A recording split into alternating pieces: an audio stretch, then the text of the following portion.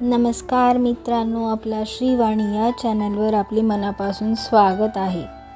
एक वृद्ध जोडपे गरिबीत आपले जीवन कसेबसे कंठीत होते. थोडे बऱ्यापैकी जगता यावे म्हणून त्यांनी एक दिवस ठरवले, आपल्या घराजवळच्या थोड्याशा जागेत भाजीपाला पिकवावा. भाजीपाल्यासाठी लगतची जमीन दोघे खणत होती. वृद्धाच्या फावड्यास एक भूमिगत लाकडी पेटी लागली. पेटी उघडून पाहताच ती सोन्याच्या मोहरांनी गच्च भरलेली दिसली. वृद्धेच्या मुखातून उद्गार निघाले, आपण आता श्रीमंत झालो.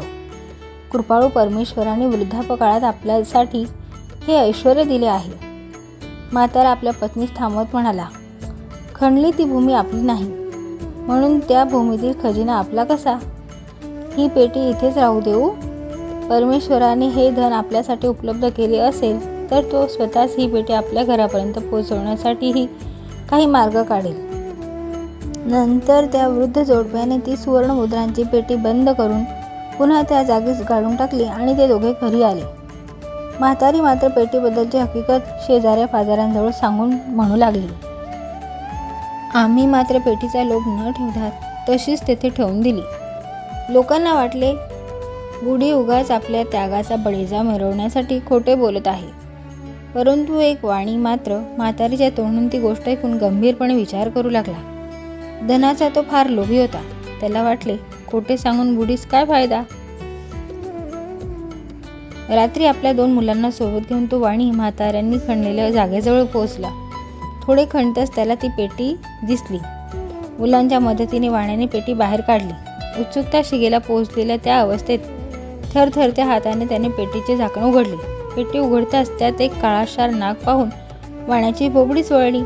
वाण्याच्या मुलाने तडकाफडकी ते झाकण बंद केले नसते तर नागाने वाण्यास दंशच केला असता. किंचाळत वाणी म्हणू लागला, म्हातारी खोटं बोलत होती. पेटीत सोने नसून सर्परूपाने प्रत्यक्ष मृत्यूच जणू दबा धरून बसलेला आहे. म्हणूनच तर त्या दोघांनी त्या पेटीस इथे सोडून दिली. त्या खोटारडीस आता चांगलीच अदल घडवतो. वाण्याने मग आपल्या मुलांच्या मदतीने पेटीस दोर बांधून ती ओढत ओढत वृद्ध दाम्पत्याच्या घराजवळ सोडून दिली.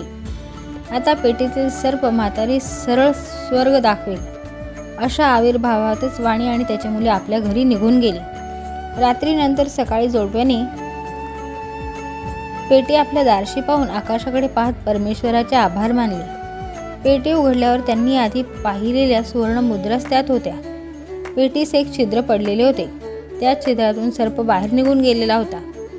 पेटी भरून लखलखते सोने पाहत म्हातारा म्हणाला, आता स्पष्ट झाले आहे की हे सोने आपणास